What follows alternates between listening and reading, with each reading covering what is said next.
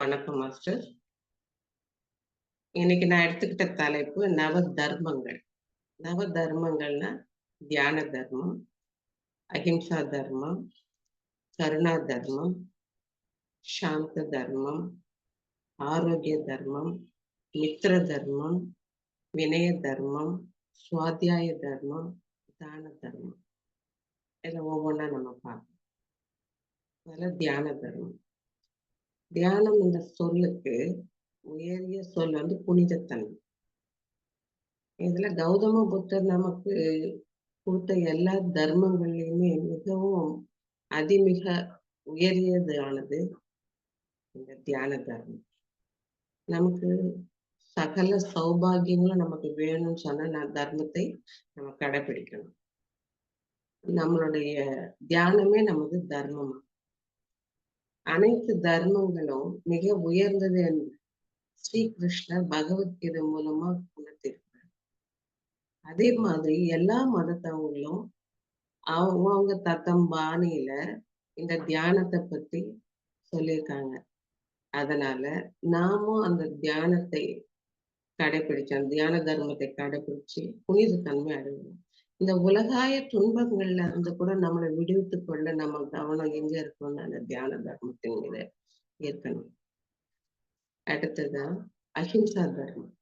இது 2 வகையா இருக்கு. ஒண்ணு சுய தர்மம், மற்றொன்று பரதர்மம்.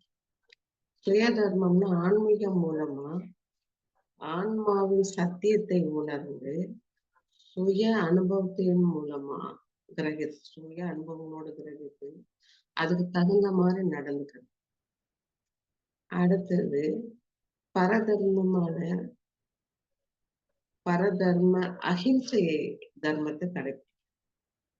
அஹிம்சை தர்மன்றத கூட நம்ம மற்றவங்கள இப்படித்தான் இருக்கணும், அஹிம்சை முறையை கடைபிடிக்கணும் நம்ம எப்படி நினைக்கிறோமோ அதன்படியே நாமும் மற்றவங்களுடைய மனசை புண்படுத்தாத படிக்கு, நோகாத படிக்கு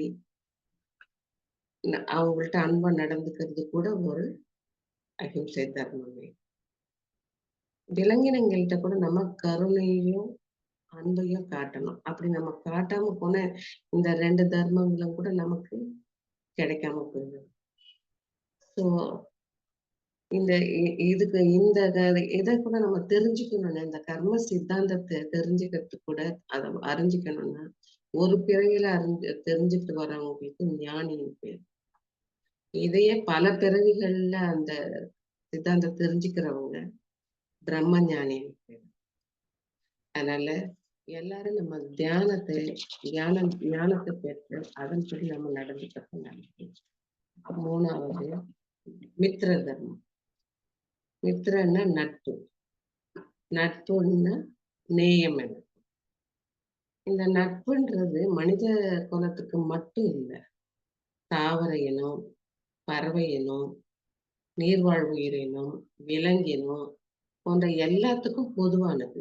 அதனால நாம எல்லா உயிரினத்திடையும் அன்பாகவும் நட்பாகவும் இருக்கணும். இதுவே நட்பு தர்மம், மித்திர தர்மம்னு சொல்றோம்.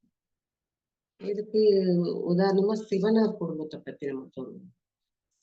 சிவபெருமானுக்கு பாம்போட நட்பு, விநாயக பெருமானுக்கு எலியோட நட்பு, முருகப்பெருமானுக்கு மயிலோட நட்பு, பார்வதி தேவிக்கு புலியோட நட்பு. ஆனா மனிதன் மட்டும்தான் அந்த நேயமே இல்லாம இந்த விலங்கினங்களை கொன்று அவனை திண்டுகிட்டு இருக்காங்க. அதாவது புத்த பகவான் கூட 2500 வருஷத்துக்கு முன்னாடி நான் இந்த பூமிக்கு வருவேன் அப்படின்னு சொல்லி இருந்தார். அதன்படிதான் இப்ப நாம அவர் உருவுல அனைவருமா இந்த தியானத்தின் மூலமா இருக்கணும். அதனாலதான் இந்த இத மைத்ரேய யுகனு கூட சொல்லுவோம். அடுத்தது கருணா தர்மம். கருணா தர்மம்ன்றது இயேசுநாதரை போல நாமளும் நம்ம சுற்றி உள்ள அவங்களுக்கு இயலாமைக்கு தகுந்த மாதிரி அவங்கள முன்னேற்றுவதற்காக அவங்களுக்கு ஒரு வழியை நம்ம காட்டி கொடுக்கறது கூட கருணா தர்மமே. மற்ற ஜீவராசிகளை கொல்லாம, உயிர்வதை செய்யாம, அவளை கொண்டு சாப்பிடாம அதை தடுக்கிறதும் கருணா தர்மம். அது நமக்கு மோட்சத்தை கூட கொடுக்கும். பீஷ்மர் கூட மரண படுக்கையில இருக்கும்போது யுதிஷ்டருக்கு அரசியல் ஞானத்த கூட அவர் உபதேசித்தார். ஏன்னா, அவ்ளோ கஷ்டத்துல கூட ஒரு நல்லது செய்யணும்னு உபதேசிக்கிறாரு. அதுவும் ஒரு கருணாகரம். அதேபோல நாமும் மற்றவங்களுக்கு தியான பாடம் புகட்டுவது கூட ஒரு கருணாகரமே. தன்னை நிர்தாட்சிணியமா இயேசுநாதர சிலுவையில அறையும்போது கூட, அவரு அவருடைய பிதாவ பார்த்து, "பிதாவே இவர்கள் செய்வதை இவர்களே அறிய மாட்டார்கள். இவர்களை மன்னியும்" அப்படின்னு அவர்ட்ட மன்றாடி வேண்டிக்கிட்டாரு. இதுதான் இந்த கருணா தர்மத்துக்கு எடுத்துக்காட்டு. கிருஷ்ணர் கூட ஞானமா நேரடி ஞானம் இருந்ததால தான், போர் போர் முனையில கூட அர்ஜுனருக்கு கீதை உபதேசத்தை உபதேசிக்க முடிஞ்சது. ஆனா, அ அர்ஜுனருக்கு நேரடி அந்த ஞானம் இல்லாதனால, திரும்ப திரும்ப அந்த சோகத்திலேயே மூழ்கி. அதனால தியானம் மூலமா நேரடி ஞானம் பெற்று, நம்ம நிரந்தரமா அந்த இதுல இருந்து விடுபட முடியும்.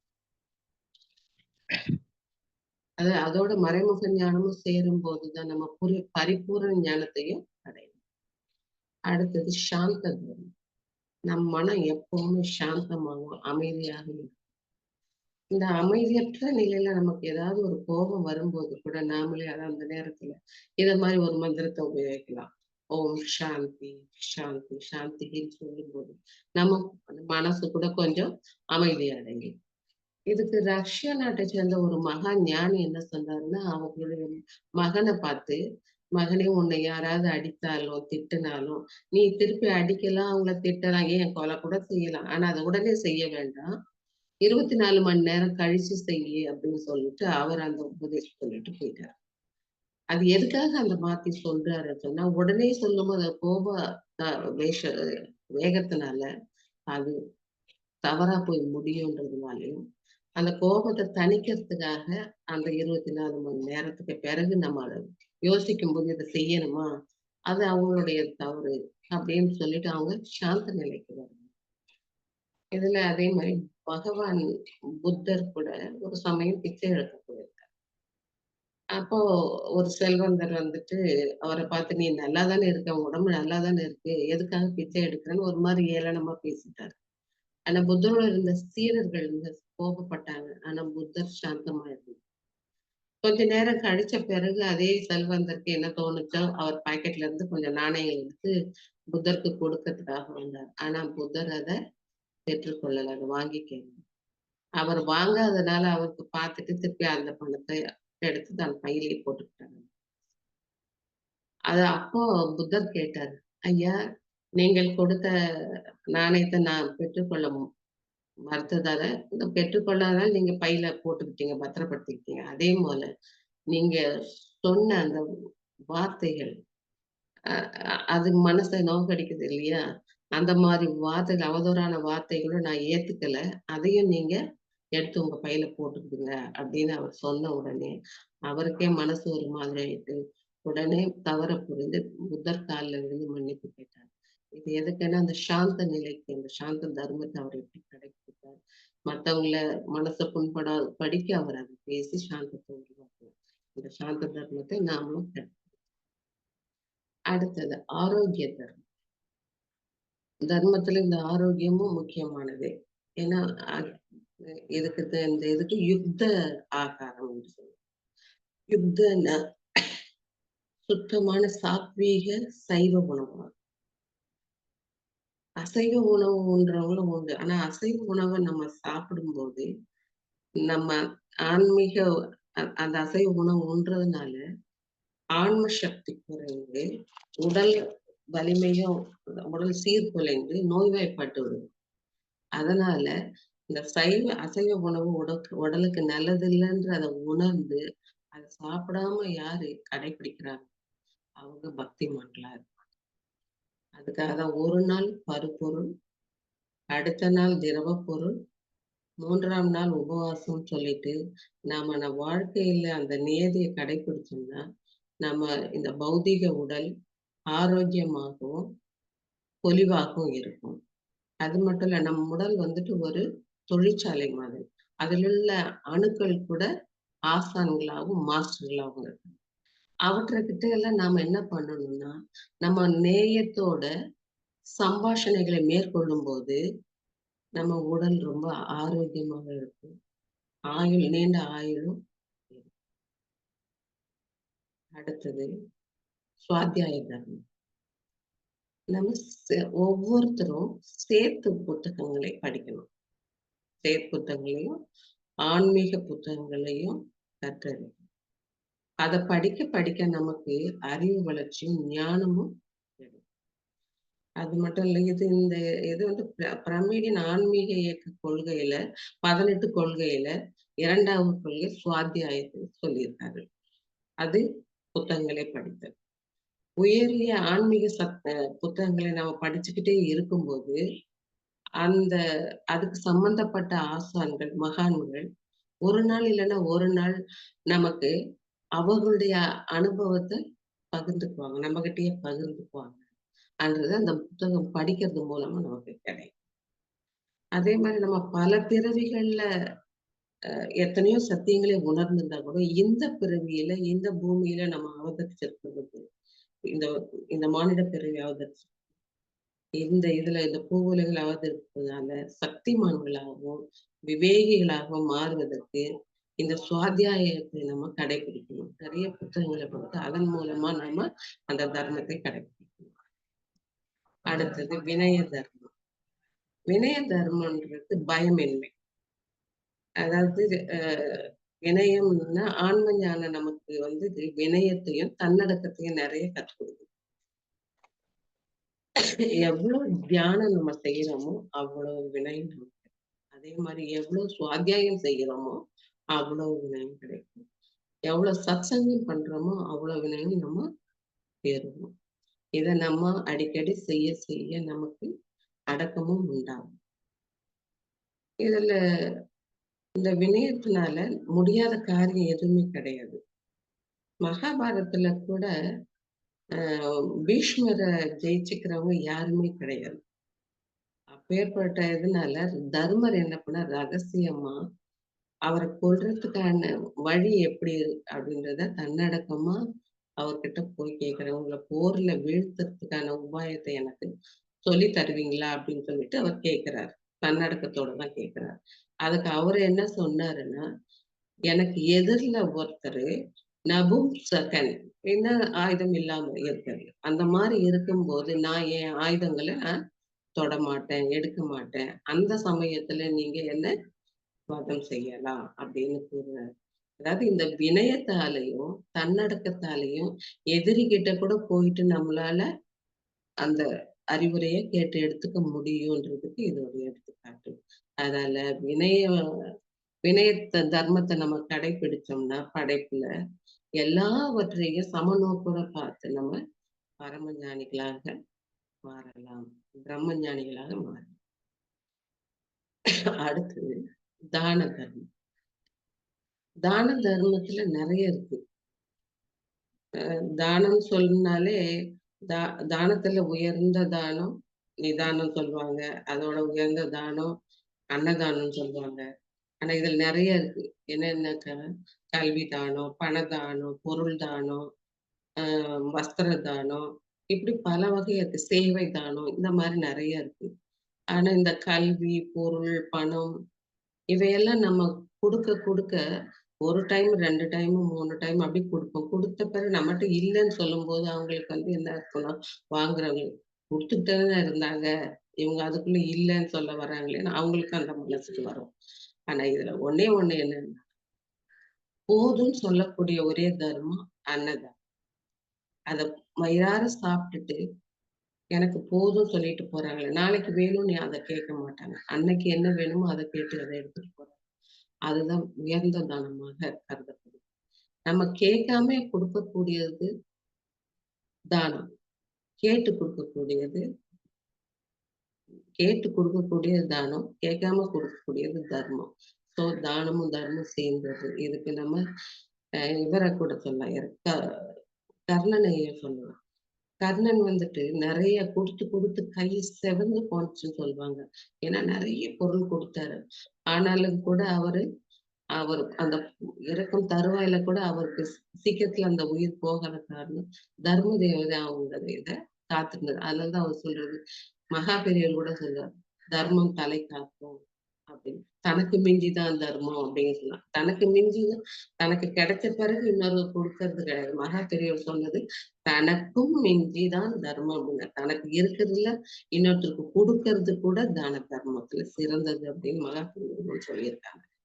அதனால அந்த அந்த நேரத்துல கூட அந்த கர்ணன் வந்துட்டு உயிர் போகாம இருக்குன்னுட்டு கிருஷ்ணர் வந்து கேட்கும்போது உன்னுடைய தர்மத்தை எனக்கு தானமா கொடுன்னு சொல்லும் போது கூட அந்த ரத்தத்தை எடுத்து அது தான் செய்த தானத்தையே தர்மமா கொடுத்தாரு. இது எல்லா தர்மத்திலயும் இந்த இதுதான் தான தர்மத்துல உயர்ந்ததாகும். அதனால நம்ம முடிஞ்ச வரைக்கும் நல்லதை செய்யணும், எல்லாருக்கும் இந்த மாதிரி தர்ம காரியங்களையும் செய்யணும்ன்றது. அதே மாதிரி ஒரு ஒரு ஊர்ல ஒரு கோவில் கோபுரம் கட்டிக்கிட்டு இருந்தாங்க. அதுக்கு வந்துட்டு அந்த ஊரு ராஜா வந்துட்டு எல்லார்கிட்டயும் பொருள் உதவியும், பண உதவியும் கொஞ்சம் கேட்டு அந்த கோயில் இத முடிக்கிறதுக்காக செஞ்சுக்கிட்டு இருந்தாங்க. அதுல சிற்பிகளும் அந்த சிற்பத்தை செஞ்சுட்டு இருந்தாங்க. ஆனா அந்த ஊர்ல ஒருத்தர் மட்டும் வயதானவங்க அந்த அம்மா. அந்த அம்மாவுக்கு கையில ஒரு பொருளும் கிடையாது, ஒண்ணும் கிடையாது. நம்ம என்ன குடுத்து அங்க அந்த கோயிலுக்கு நம்ம செய்ய போறோம் அப்படின்னு நினைச்சிட்டு, கடைசியா யோசிச்சு யோசிச்சு தண்ணி அவங்களுக்கு அதாவது அந்த வெயில்ல அவங்க செய்யறாங்க இல்லையா வேலை, அவங்களுக்கு போய் நம்ம இந்த தண்ணிய நம்ம குடுக்கலாம். அதுவும் ஒரு புண்ணியம் தானே அவங்களுக்கு அப்படின்றதுனால, அந்த தண்ணிய டெய்லி கொண்டு அவங்களுக்கு குடுத்து அவங்கள தாகத்த தீர்க்கிறாங்க. அப்ப கோயில் முடிவுற நிலையில அங்க இருக்க ஒருத்தர் வந்து நேரா இந்த அம்மாட்ட வந்து உங்ககிட்ட ஏதாவது ஒரு பொருள் வேணும். அதுக்காக நாங்க வந்திருக்கிறோம். இருக்குமான்னு பார்க்கிறோம். ஐயா என்கிட்ட எதுவுமே இல்லையே. அதனாலதான் நானே பார்த்துட்டு இருக்கேன்னு. உங்ககிட்ட இந்த இருக்க கல்லு, அவங்க வாசல்ல ஒரு பெரிய கல்லு இருந்துச்சு. இந்த கல்லு குடுப்பீங்களா? அப்படின்னு. தாராளமா எடுத்துக்கோங்க அப்படின்னு. இந்த கல்லு தான் கடைசியில அந்த விமானத்த மூடுற அளவுக்கு அது சரியான கல்லா இருந்துச்சு. அதாவது யார் எவ்வளவு குடுக்கணும்ன்றது அந்த கடவுளுக்கு தெரியும்ன்றது பாருங்க. அந்த கல்லு அந்த விமானத்த மூடி கடவுள அங்க அவருக்கு அந்த நிழல் கொடுக்கக்கூடிய அளவுக்கு அவருக்கு அந்த இது அமைஞ்சது. இத பா இத கோயில் இது பூஜைகள்லாம் முடிஞ்சு கும்பாபிஷேகம் முடிஞ்ச பிறகு அந்த அரசர் நினைச்சிருக்காராம். அப்பாடா! நம்ம எவ்வளோ நாளா இத யோசிச்சுட்டு இருந்தோம். கோயில் கட்டி முடிக்கணும்னு. இப்பதான் நமக்கு அது முடிஞ்சது. திருப்தியா இருக்கு. இவ்வளோ செஞ்சுட்டோம் அப்படின்னு அவர் திருப்தியா சொல்ற மாரி நினைச்சுட்டு தூங்கிடுறாரு. ஆனா கடவுள் அவர் கனவுல போயிட்டு, "நீ கோவில் கட்டினேன்னு சொல்லிட்டு ரொம்ப சந்தோஷமா இருக்க. நான் அந்த அம்மா ஒரு வயசான அம்மா குடுத்த அந்த கல்லு நிழல்ல நான் நிம்மதியா படுத்திருந்தேன் இன்னைக்கு." அப்படின்னு சொல்லிட்டு அவர் மறையறார். அப்பதான் அவருக்கு அந்த கனவு கலைஞ்சு எழுந்து பார்க்கும்போது, யார் அந்த அம்மா அப்படின்னு போய் பார்க்கும்போது, ஒண்ணுமே இல்ல. ஒரு குடிசையில இருக்க ஒரு வயதான பாட்டி தான். இவங்க கல்ல அங்க போய் கடவுளுக்கு எவ்வளவு மேன்மையா அவங்க செஞ்சிருக்காங்க அப்படின்னு, அதுக்கு பிறகு அவருக்கு அந்த அம்மாவுக்கு தேவையான உதவிய அவர் செஞ்சாரு. அது வேற. ஆனா இதுல சேவை செய்யறது கூட சேவை தானம். இதுவும் ஒரு தர்மத்துல சேர்ந்ததுதான். நம்மளால முடியறத அவசியம் எல்லாருக்கும் செய்யணும். எந்த இடத்துலயுமே, எங்கேயுமே நம்மளால முடியற அந்த தர்மத்த செய்யறது கூட தான தர்மத்துல சேரக்கூடியதுதான். இதே மாதிரி நாமளும் இந்த பத்ரிஜி சொன்ன இந்த தர்மங்கள்ல மூழ்கி அந்த விஸ்வரூபத்துல மூழ்கி நாமளும் புனிதம் அடைவோமான்ட்டு இந்த உரையை நான் முடிச்சுக்கிறேன். தேங்க்யூ.